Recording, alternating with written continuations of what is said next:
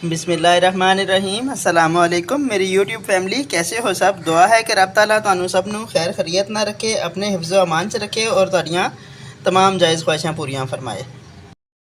ਅੱਜ ਅਸੀਂ ਤੁਹਾਡੇ ਵਾਸਤੇ ਰੈਸਪੀ ਲੈ ਕੇ ਆਏ ਆ ਬੀਫ ਹਲੀਮ ਦੀ, ਜਿਹੜੀ ਬਿਲਕੁਲ ਦੇਗੀ ਸਟਾਈਲ ਦੇ ਨਾਲ ਬਹੁਤ ਜ਼ਬਰਦਸਤ ਬਣਨ ਵਾਲੀ ਚੀਜ਼, ਕਿਉਂਕਿ ਚਿਕਨ ਵਾਲੀ ਦੀ ਬੁਰਾਈ ਨਹੀਂ ਕਰਨੀ ਚਾਹੀਦੀ ਪਰ ਚਿਕਨ ਵਾਲੀ ਖਾਦੀ ਕੋਈ ਨਹੀਂ ਜਾਂਦੀ।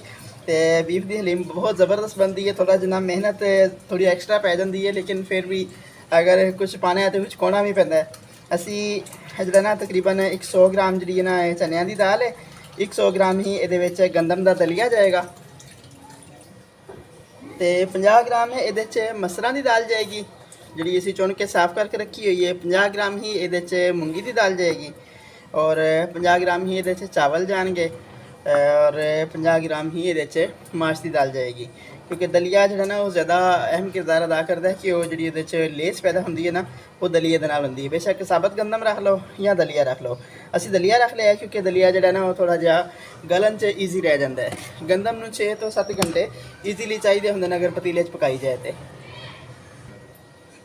ਹੁਣ ਅਸੀਂ ਇਹ ਦਾਲਾਂ ਸਾਰੀਆਂ ਔਰ ਦਲੀਆ ਇਹ तमाम ਚੀਜ਼ਾਂ ਨੂੰ ਸ਼ਿਫਟ ਕਰਾਂਗੇ ਇੱਕ ਬੋਲ ਦੇ ਵਿੱਚ। ਬਿਸਮਿਲ੍ਲਾਹਿਰਰਹਿਮਾਨਿਰਰਹੀਮ। ਔਰ ਇਹਨਾਂ ਨੂੰ ਭਿਗੋ ਕੇ ਅਸੀਂ ਓਵਰਨਾਈਟ ਵਾਸਤੇ ਰੱਖ ਦਿਆਂਗੇ। ਤਕਰੀਬਨ ਰਾਤ ਹੋ ਜਾਂਦੇ ਨੇ 8-10 ਘੰਟੇ, ਕਿਉਂਕਿ ਸਰਦੀ ਦਾ ਮੌਸਮ ਹੈ।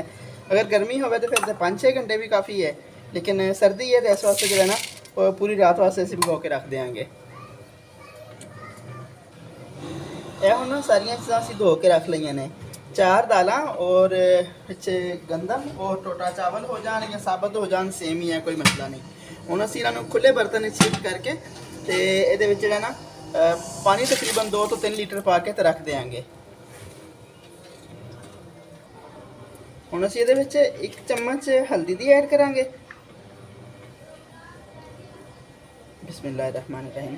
ਸੁਬਾਹ ਹੁਣ ਅਸੀਂ ਇਹਦਾ ਪਾਣੀ ਜਿਹੜਾ ਨਾ ਵਾਸ਼ ਨਹੀਂ ਕਰਾਂਗੇ। ਇਹ ਪਾਣੀ ਅਸੀਂ ਜਿਹੜਾ ਨਾ ਇਹ ਹਲਦੀ ਦੇ ਵਿੱਚ ਹੀ ਜਿਹੜਾ ਨਾ ਐਸੇ ਹਲਦੀ ਵਾਲੇ ਪਾਣੀ ਦੇ ਨਾਲ ਹੀ ਅਸੀਂ ਪਕਾਵਾਂਗੇ ਇਹਨੂੰ। ਬਿਸਮਿਲ੍ਲਾਹਿਰਰਹਿਮਾਨਿਰਰਹੀਮ। ਇਹ ਪਾਣੀ ਹੁਣ ਜਿਹੜਾ ਨਾ ਸੁਬਾਹ ਅਸੀਂ ਰਿਮੂਵ ਨਹੀਂ ਕਰਨਾ। ਇਹ ਪਾਣੀ ਇਹਦੇ ਵਿੱਚ ਹੀ ਪੱਕੇਗਾ, ਕਿਉਂਕਿ ਰਾਤ ਭਰ ਭਿੱਜਣ ਦੇ ਨਾਲ ਪਾਣੀ ਦੇ ਵਿੱਚ ਕਾਫੀ ਹੱਦ ਤੱਕ ਟੇਸਟ ਆ ਜਾਂਦਾ ਦਾਲਾਂ ਦਾ। ਕਿਉਂਕਿ ਅਸੀਂ ਸੋਡਾ ਨਹੀਂ ਲਗਾ ਰਹੇ, ਨਾ ਹੀ ਅਸੀਂ ਨਮਕ ਲਗਾ ਰਹੇ ਹਾਂ। ਇਹ ਪਾਣੀ ਇਨਸ਼ਾਅੱਲਾ ਸੁਬਾਹ ਜਿਹੜਾ ਨਾ ਇਹਦੇ ਵਿੱਚ ਕਾਫੀ ਜ਼ਿਆਦਾ ਹੋ ਜਾਏਗਾ। ਹੁਣ ਅਸੀਂ ਇਹਨੂੰ ਢੱਕ ਕੇ 10 ਤੋਂ 12 ਘੰਟੇ ਵਾਸਤੇ ਰੱਖ ਦਿਆਂਗੇ। ਅਗਰ ਸਰਦੀ ਹੁੰਦੀ ਤੇ ਗਰਮੀ ਹੁੰਦੀ ਤੇ ਫਿਰ ਜ਼ਿਆਦਾ 4 ਤੋਂ 5 ਘੰਟੇ ਕਾਫੀ ਸੀ, ਲੇਕਿਨ ਹੁਣ 10 ਤੋਂ 12 ਘੰਟੇ ਨਾ ਇਹਨੂੰ ਦਾਲਾਂ ਨੂੰ ਸਹੀ ਫੁੱਲਣ ਵਾਸਤੇ ਬਹੁਤ ਜ਼ਰੂਰੀ ਨੇ, ਕਿਉਂਕਿ ਇਹ ਫੁੱਲ ਕੇ ਤੇ ਟੇਸਟੀ ਜ਼ਿਆਦਾ ਹੋ ਜਾਂਦੀਆਂ ਨੇ ਔਰ ਇਹਨਾਂ ਦੀ ਮਿਕਦਾਰ ਵੀ ਵੱਧ ਜਾਂਦੀ ਹੈ ਔਰ ਇਹਨਾਂ ਦੀ ਜਿਹੜੀ ਨਾ ਸ਼ਕਲ ਵੀ ਬਹੁਤ ਸੋਹਣੀ ਚੇਂਜ ਹੋ ਜਾਂਦੀ ਹੈ। ਹੁਣ ਮਿਲਦੇ ਹਾਂ ਅਗਲੇ ਇਨਸ਼ਾਅੱਲਾ 12 ਘੰਟੇ ਬਾਅਦ। ਲੋ ਜੀ, ਇਹ ਸਾਡੀਆਂ ਦਾਲਾਂ ਨੂੰ ਭਿੱਜਿਆ ਹੋਇਆ ਰਾਤ ਪੂਰੀ ਹੋ ਗਈ ਹੈ। ਇਹ ਦੇਖਿਆ ਦਾਲਾਂ ਫੁੱਲ ਗਈਆਂ ਨੇ ਸਾਰੀਆਂ ਹੀ। ਇਹ ਹੁਣ ਇਹ ਚਨਿਆਂ ਦੀ ਫੜ ਕੇ ਦੇਖਦੇ ਹਾਂ, ਇਹ ਨਾਖੁਨ ਨਾ ਟੁੱਟਣਾ ਸ਼ੁਰੂ ਹੋ ਗਈਆਂ ਨੇ, ਕਿਉਂਕਿ ਇਹਨਾਂ ਨੂੰ ਪੂਰੀ ਰਾਤ ਹੋ ਗਈ ਭਿਗੋ ਕੇ ਰੱਖਿਆ ਹੋਇਆ। ਰਾਤ ਨੂੰ 9 ਵਜੇ ਭਿਗੋ ਕੇ ਰੱਖੀ ਸੀ ਤੇ ਹੁਣ ਸਵੇਰ ਦੇ ਤਕਰੀਬਨ 8 ਵਜੇ ਚੱਲੇ ਨੇ। ਹੁਣ ਅਸੀਂ ਇਹਨੂੰ ਚੁੱਲ੍ਹੇ 'ਤੇ ਚੜਾ ਦਿਆਂਗੇ। ਇੱਕ ਉਬਾਲ ਆਉਣ ਤੱਕ ਅਸੀਂ ਇਹਨੂੰ ਓਪਨ ਰੱਖਾਂਗੇ, ਫਿਰ ਢੱਕ ਕੇ ਰੱਖ ਦਿਆਂਗੇ ਹਲਕੀ ਅੱਗ ਕਰਕੇ। ਤਕਰੀਬਨ 1 ਘੰਟਾ ਇਹ ਪੱਕੇਗੀ। ਹੁਣ ਦਾਲ ਰੱਖ ਦਿੱਤੀ ਉਬਲਣ ਵਾਸਤੇ। ਹੁਣ ਅਸੀਂ ਜਿਹੜੇ ਨਾ ਬੀਫ ਦੀ ਬਣਾਈ ਕਰਾਂਗੇ। ਉਸ ਤੋਂ ਪਹਿਲੇ ਅਸੀਂ ਜਿਹੜਾ ਪਿਆਜ਼ ਹੈ ਨਾ ਇਹਨੂੰ ਬਰਾਊਨ ਕਰਾਂਗੇ, ਕਿਉਂਕਿ ਜਿਹੜਾ ਬਾਅਦ 'ਚ ਅਸੀਂ ਗਾਰਨਿਸ਼ ਵਾਸਤੇ ਇਸਤੇਮਾਲ ਕਰਨਾ ਹੈ। ਇਹ ਤਕਰੀਬਨ 3 ਕੁ ਪਾਓ ਤੋਂ ਜ਼ਿਆਦਾ ਹੀ ਹੈ, ਕਿਲੋ ਕੁ ਹੋਏਗਾ, ਕਿਉਂਕਿ ਮੈਂ ਇਕੱਠਾ ਲਿਆ ਕੇ ਰੱਖਿਆ ਉਹਦੇ 'ਚ ਐਡ ਕੀਤਾ ਤੇ ਕਮ ਸੇ ਕਮ ਕਿਲੋ ਹੋਏਗਾ ਹੀ। ਬਿਲਕੁਲ ਗੋਲ ਬੋਟੀ ਹੈ, ਥੋੜੀ ਚਰਬੀ ਇਹਦੇ ਨਾਲ ਹੈ, ਹੱਡੀ ਨਹੀਂ ਹੈ ਬਿਲਕੁਲ। ਬੋਟੀ ਥੋੜੀ ਜਿਹੀ ਵੱਡੇ ਸਾਈਜ਼ ਦੀ ਹੈ, ਕਿਉਂਕਿ ਅਸੀਂ ਉਹ ਬਾਅਦ 'ਚ ਰੇਸ਼ੇ ਬਣਾਉਣੇ ਹੁੰਦੇ ਨੇ, ਇਸ ਵਾਸਤੇ ਇਹਦੇ ਨਾਲ ਛੋਟੀ ਬੋਟੀ ਜਿਹੜੀ ਨਾ ਉਹ ਨਹੀਂ ਸੂਟ ਕਰਦੀ। ਤੇ ਹੁਣ ਅਸੀਂ ਸਭ ਤੋਂ ਪਹਿਲੇ ਪਿਆਜ਼ ਨੂੰ ਲਾਈਟ ਬਰਾਊਨ ਕਰਕੇ ਉਹਨੂੰ ਸੈਪਰੇਟ ਕਰ ਲਵਾਂਗੇ, ਫਿਰ ਅਸੀਂ ਜਿਹੜੀ ਨਾ ਗੋਸ਼ਤ ਦੀ ਬਣਾਈ ਕਰਾਂਗੇ।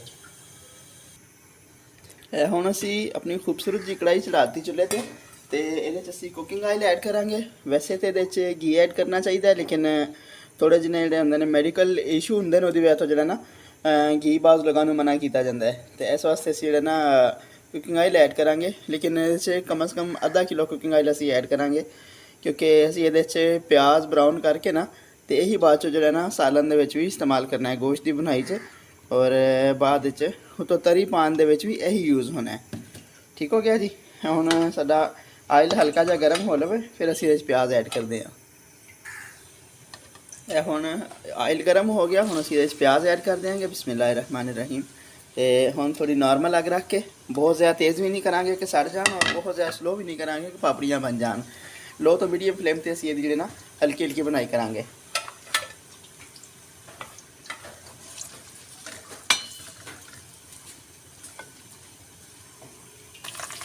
ਇਹ ਹੁਣ ਸਾਡਾ ਪਿਆਜ਼ ਜਿਹੜਾ ਨਾ ਇਹ ਮਤਲੂਬਾ ਮਿਕਦਾਰ ਤੱਕ ਬਰਾਊਨ ਹੋ ਗਿਆ, ਜਿੰਨਾ ਚਾਹੀਦਾ ਸੀ ਸਾਨੂੰ। ਇਸ ਤੋਂ ਜ਼ਿਆਦਾ ਨਹੀਂ ਕਰਨਾ, ਅਗਰ ਇਸ ਤੋਂ ਜ਼ਿਆਦਾ ਹੋਏਗਾ ਤੇ ਕਿਉਂਕਿ ਇਹਦੇ 'ਚ ਪਾਣੀ ਨਹੀਂ ਅਸੀਂ ਐਡ ਕਰਨਾ, ਇੰਝ ਹੀ ਰੱਖਣਾ ਤੇ ਇਹਨੇ ਜਿਹੜਾ ਨਾ ਫਿਰ ਜ਼ਿਆਦਾ ਸੜੇ ਹੋਏ ਦੀ ਤਰਫ ਚਲਾ ਜਾਂਦਾ ਹੈ।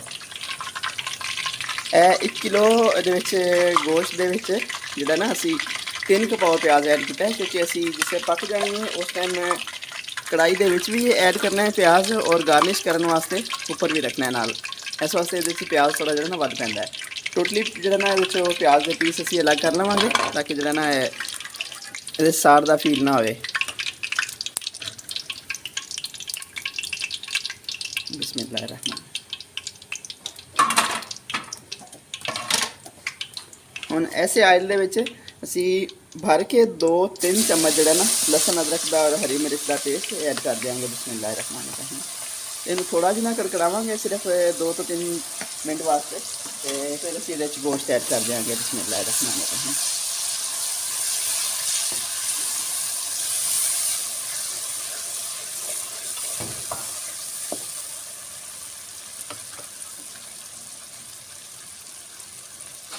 ਬਿਸਮਿਲ੍ਲਾਹਿਰਰਹਿਮਾਨ।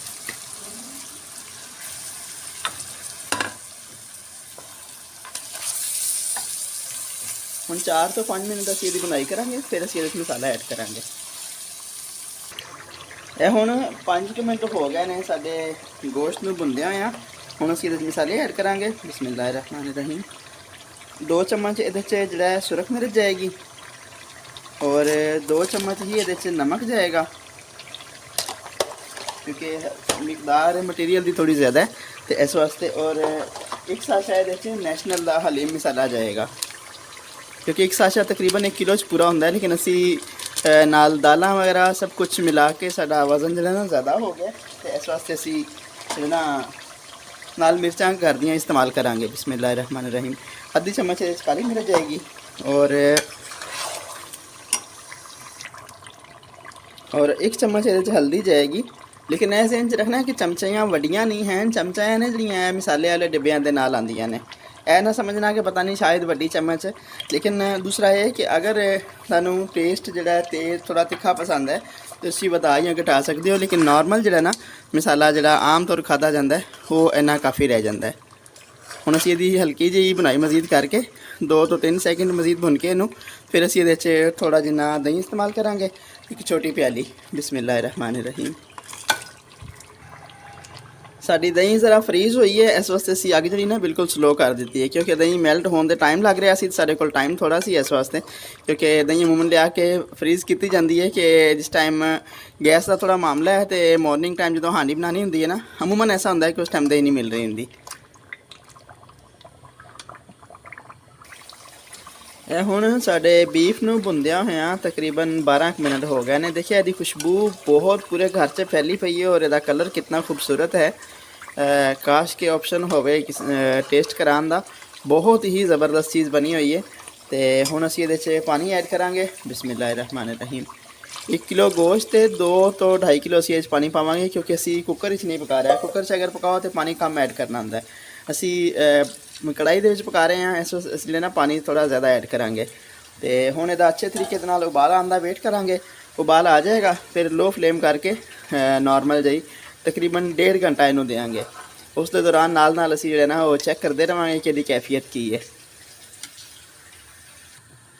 ਇਹ ਹੁਣ ਗੋਸ਼ਤ ਨੂੰ ਭਰਪੂਰ ਉਬਾਲ ਆਉਣਾ ਸ਼ੁਰੂ ਹੋ ਗਿਆ। ਹੁਣ ਅਸੀਂ ਦੀ ਫਲੇਮ ਜਿਹੜੀ ਨਾ ਬਿਲਕੁਲ ਹਲਕੀ ਕਰਕੇ ਤੇ ਹੁਣ ਮਿਲਦੇ ਹਾਂ ਅਗਲੇ 1.5 ਘੰਟੇ ਬਾਅਦ।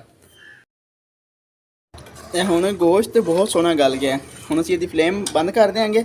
ਉੱਪਰ ਜਿੰਨੀ ਤਰੀ ਹੈ ਸਾਰੀ ਉਤਾਰ ਕੇ ਅਲੱਗ ਬਰਤਨ 'ਚ ਕੱਢ ਲਾਂਗੇ, ਕਿਉਂਕਿ ਇਹ ਰੈਡੀ ਹੋਣ ਤੋਂ ਬਾਅਦ ਇਹੀ ਤਰੀ ਦੁਬਾਰਾ ਇਹਦੇ 'ਚ ਐਡ ਹੋਣੀ ਹੈ।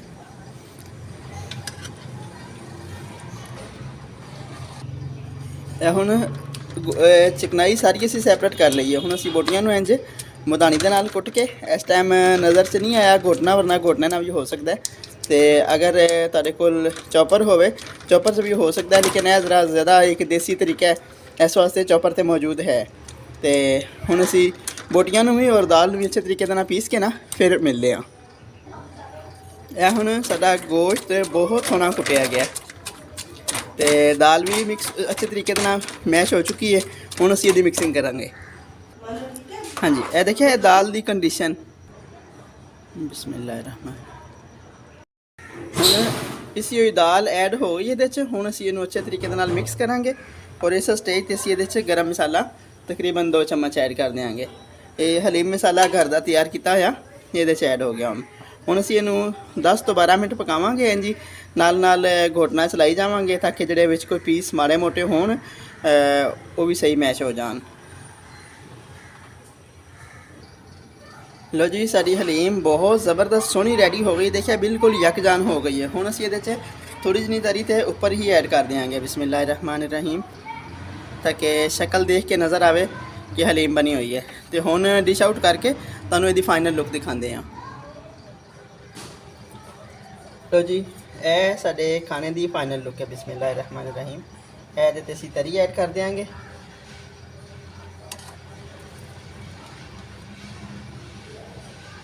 ਥੋੜਾ ਜਿਹਾ ਇਹਦੇ 'ਚ ਪਿਆਜ਼ ਫਰਾਈ ਹੋਇਆ ਜਾਏਗਾ।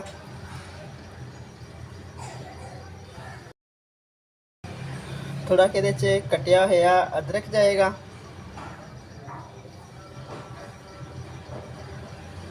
ਹਲਕਾ ਹਲਕਾ ਬਿਲਕੁਲ ਗਾਰਨਿਸ਼ ਵਾਸਤੇ ਇਹਦੇ 'ਚ ਹਰਾ ਧਨੀਆ ਜਾਏਗਾ ਔਰ ਥੋੜੀਆਂ ਥੋੜੀਆਂ ਇਹਦੇ 'ਚ ਹਰੀਆਂ ਮਿਰਚਾਂ ਕੱਟੀਆਂ ਹੋਈਆਂ ਜਾਣਗੀਆਂ।